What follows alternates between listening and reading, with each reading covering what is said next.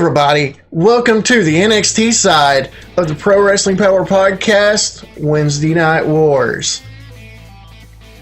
What are you doing?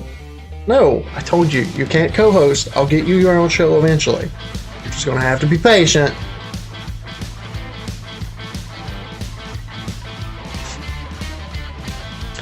Anyway, so the show started with Finn Balor versus Fabian Aichner. It was a really good match. I always like it whenever they have a big power guy against a smaller agile guy. It's always entertaining. And of course, Finn Balor's one of the best in the business. So, yeah, this was gold to open your show with. Super physical, but you could see Finn with all the beats and bruises and everything. And it was a great contribution to the Finn Balor versus Walter storyline that they're doing. It was really nice to see an Imperium member be something other than a stooge. There was another Imperium member outside, and he served some distraction. It made it a little more back and forth. I liked it. It was heavy hitting. It was a really great way to open the show. Then we moved on. There were a couple of promo packages, one for Keith Lee, one for Charlotte. I'll discuss that at the end. So the next match on the card was Xia Li versus Aaliyah. It was short. There was no chemistry. Except for it being part of long-term storytelling. At least it was that. I mean, Xia Li comes up with the win.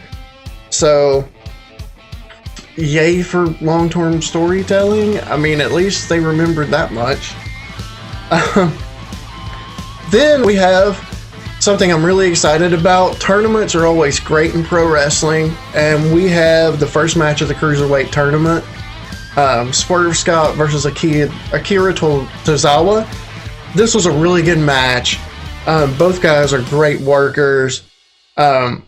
I am always impressed by Tozawa's ability to just counter or lock in a submission from any position, from any situation.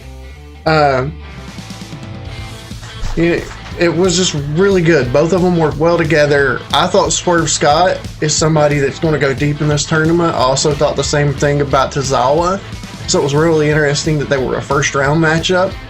But what I like about the way they're doing this tournament is it's not over for the loser. So we may see this later on down the road.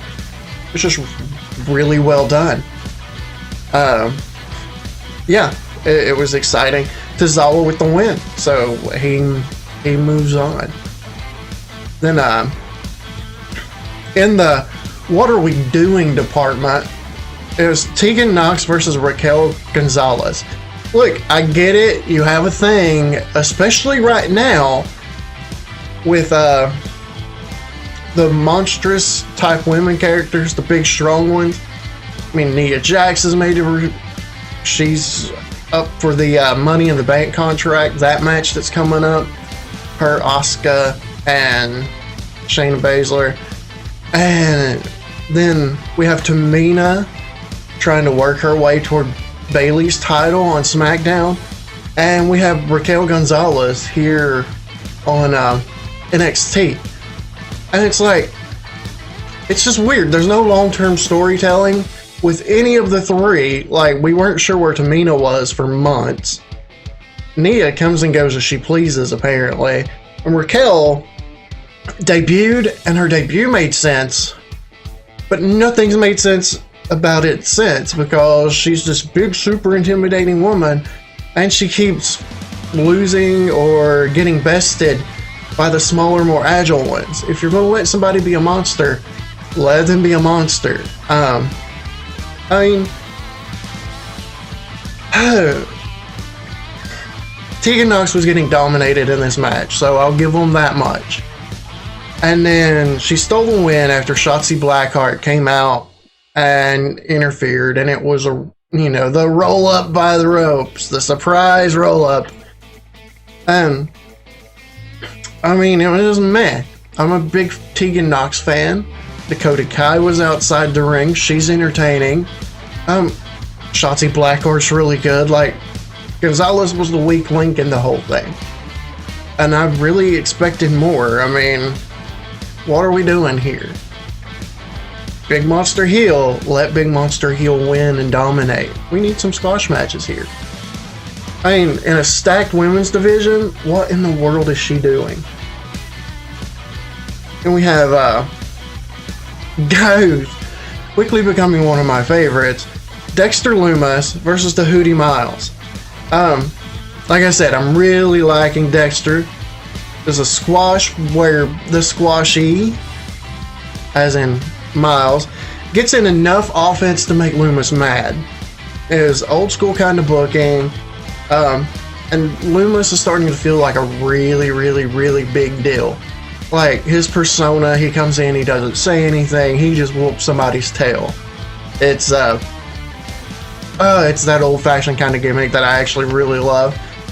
It helps that he won with the Anaconda Vice. I love people with submission finishers. It's something that doesn't happen enough in modern wrestling, really. Submissions are rest holds anymore, and not a lot of people really know how to take them. I like the psychology of it going back. Look, if you can make somebody tap out, you a bad man. Like, it's just... I mean, you understand what I'm talking about, right? Wait, why are you back? What the... No! Brad!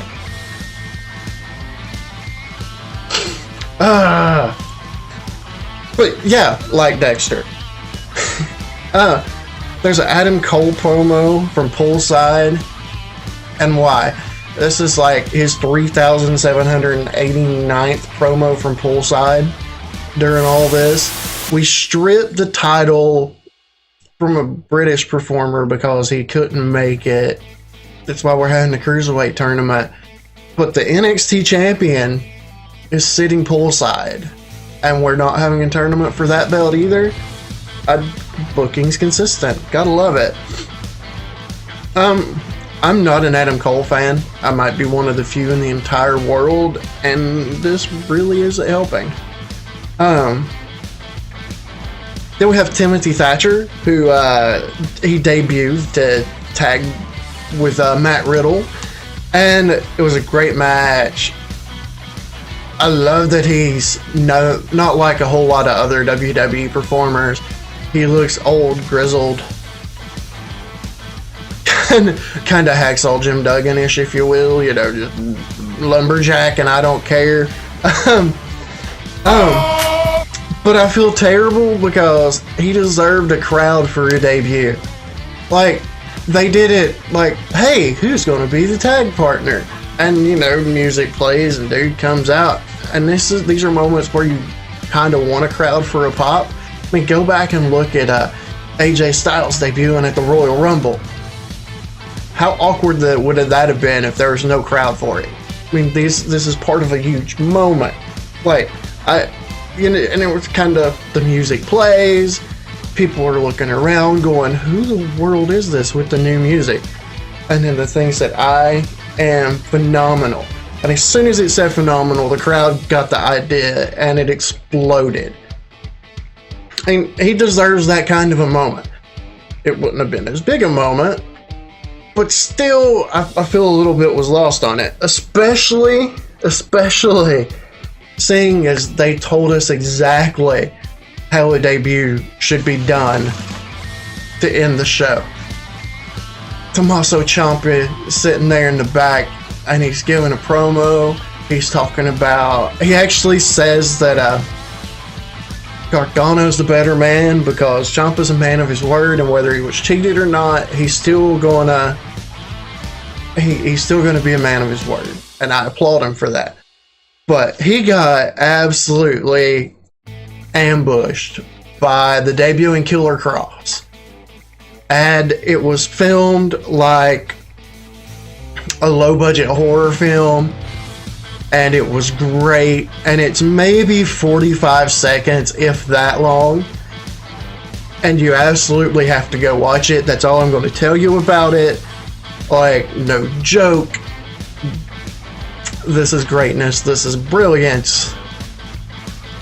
This is what we can do with the empty arena and really sell it and do a good job with it. And I come back to two promo packages that I mentioned earlier but kind of glossed over. The first one was Keith Lee. And I get Keith Lee's a big deal. He's super athletic. He's unique. And it was possibly one of the best moments for Keith Lee to get to know who he is as a performer, why we should get behind him.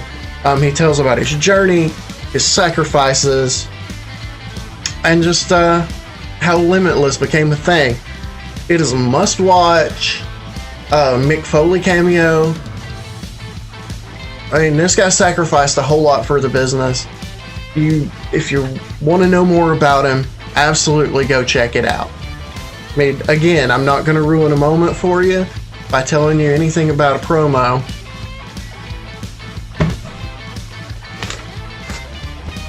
Just going to let you watch it for yourself. And then the other one was Charlotte. And we all know I'm such a huge fan of Charlotte Flair. It reminded us that she's had a lot of belts. She's won a lot of fights. And she did at least put over the women's division. She's like, NXT women's division is the best in the world. And, you know, she decided that Mia Yim is the first to get an opportunity.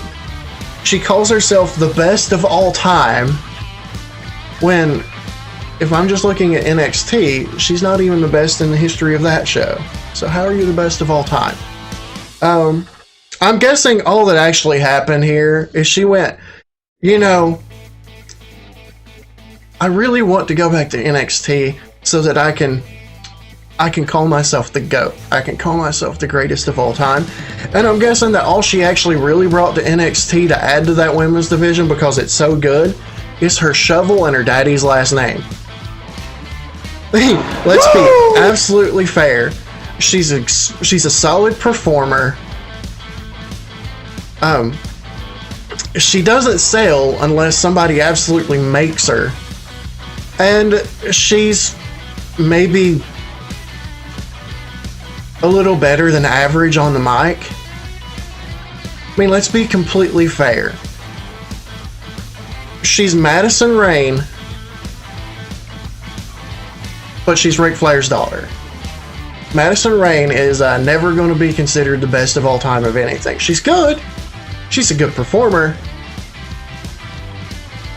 And if you're not sure about who I'm talking about, go look at TNA. That's where she was. That's where she made her biggest name at. But that's all Charlotte Flair is to me. She's Madison Rayne with a famous last name. Look, you brought her back to NXT. You want long-term booking? You want long-term storylines? I'm going to make you $1 billion right now. Charlotte Flair, after she buried somebody else with her golden shovel with the name Flair written across it, is standing there giving one of her promos about how she was the daughter of a plumber or something and how she's had to earn everything she ever got, and ends it with, hey, everybody bows to a queen. And then Asuka's music hits on NXT. And she reminds everybody that even queens will bow to an empress. And she reminds Charlotte Flair that she's never lost on NXT, and it's her show. And we continue a storyline that's been told forever and ever. I mean, Asuka lost at WrestleMania. She hasn't got a chance to get that win back. So we have a great story. We have somebody that actually deserves a push because she's been the MVP of all these empty arena shows. And, well, she's actually earned her way to the top in the business, and she's actually good in the ring. She'll sell for other people. She'll put over other people. It's a crazy thought, WWE. Just trying to help you out. Anyway, if you like what we're doing here, please like, subscribe.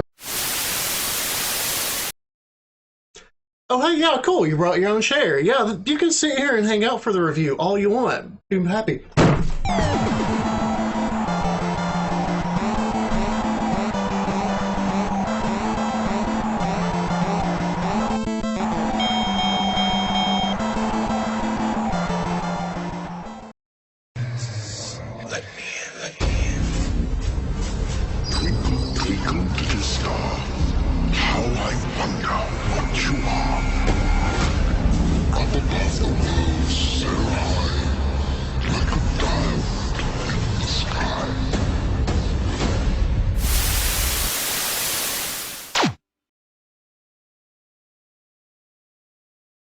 I'm not really too sure what we just saw there, guys. Yeah, I hope you're okay with our Wildcat. I'll check back with you later. But like they say, the show must go on. And let's go over Dynamite, guys. Was a different kind of show this week. So, this is weird.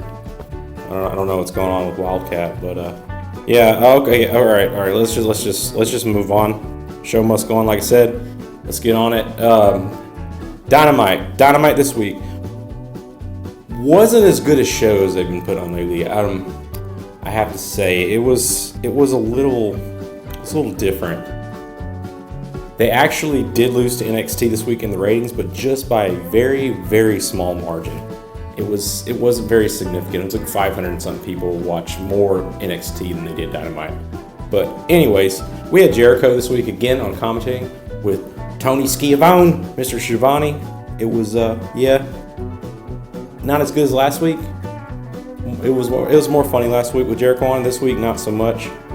So we start the show with a promo with Jake the Snake Roberts, talking about the upcoming match with Lance Archer and Colt Cabana, Mr. Boom Boom.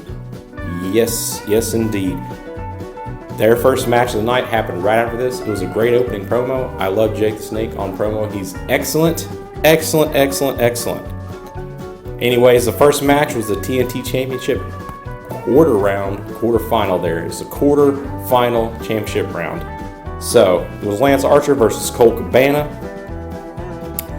Very good opener match. It was excellent. Colt Cabana had to kind of drop his silliness, as Chris Jericho noted in the commentary, that he needed to get more serious versus Lance Archer, because Lance Archer is a murder hawk and he will destroy you.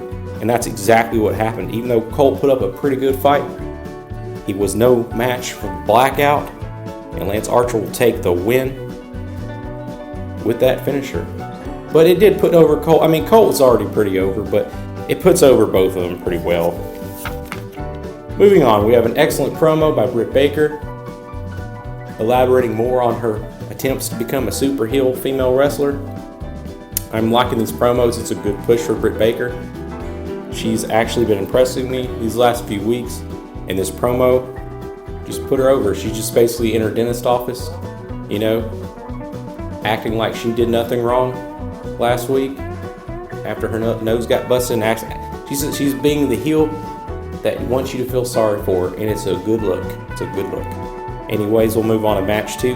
We have Jobber Cassandra Golden versus Britt Baker, the girl I was just talking about. Nothing really to say on this. Very short squash match. Sorry, I'm a little nervous. I got to check on Wildcat pretty soon. I don't know. That was a little crazy what we just saw. I'm worried. I'm just saying I'm worried. Anyways, squash match. Britt Baker obviously took the win. She tried to do that teeth smash thing where she puts Cassandra's mouth on the ropes like she did to Yuka and try to break her teeth off. Good thing for her, none of the teeth broke off, but she did win that match. Then we have a promo. This is the first promo I saw by the Inner Circle that I did not enjoy. They called it the Bubbly Bunch. It was like a Brady Bunch type segment where they had them in the little squares and they went back and forth with all the characters talking about, the Jake Hagar match coming up later in the night for the championship belt. It was dumb. This is the first time I thought, come on guys, you always do good promos. This is just silly. I didn't enjoy it. I didn't even laugh. I just thought it was really dumb comedy. Not great, guys. Not good look. Match 3, we have Shug D versus Sammy Guevara, or as Chris Jericho calls him, Pineapple Pete. Yeah, he's got like little fruity pineapple stuff all over him on his shorts and all that. But it's funny because Chris, every time he comes out, this is not the first time we've seen Shug D. He calls him Pineapple Pete, and it's pretty funny when Chris Jericho commentates on these Shug D matches. I really like them. It was just another extended squash match with Sammy Guevara taking the win with the knee strike to the face. Afterwards, we have Sammy Guevara on the mic calling out Darby Allin because he's facing Darby in his quarterfinal match for the TNT Championship next week on Dynamite. So we have him calling out Darby, then he proceeds to beat down Pineapple Pete, Mr. Sugar D, in the ring, and Darby comes out and chases Sammy away and saves the jobber from getting crushed even more. Good job, Darby Allin. You're awesome, bro. Match 4, Kip Sabian versus Chuck Taylor of the Best Friends with Orange Cassidy. Yes, Mr. Pockets himself, as Jim Cornette would say, was down there with Chuck Taylor, and he did some little silly stuff, but I don't know. I kind of like Orange. I think he's kind of funny, but then sometimes I think he's really dumb. But so we had this moment where Penelope Ford gets up on the side of the ring there and tries to, like, you know, she takes her overcoat off and tries to be all, you know, trying to tempt Chuck Taylor. Chuck Taylor gets distracted for a second. Then it flipped the situation and got Kip Sabian on the edge of the ring, and then Orange Cassidy goes up there and takes his jacket off and puts his finger in his mouth. It was weird. It was just weird. Just weird. I don't know what to think about that. It's kind of awkward, but whatever.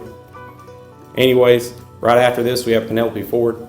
She distracted them again, and she climbed up on the top rope, and she hits Chuck Taylor with like a flying body slam type move, and that causes a distraction in the ring because Orange is over there talking to the ref, and Orange kind of caused a loss in this one, but yeah, Chuck Taylor lost the match because of that. Kip Sabian rolled him up right after for the win.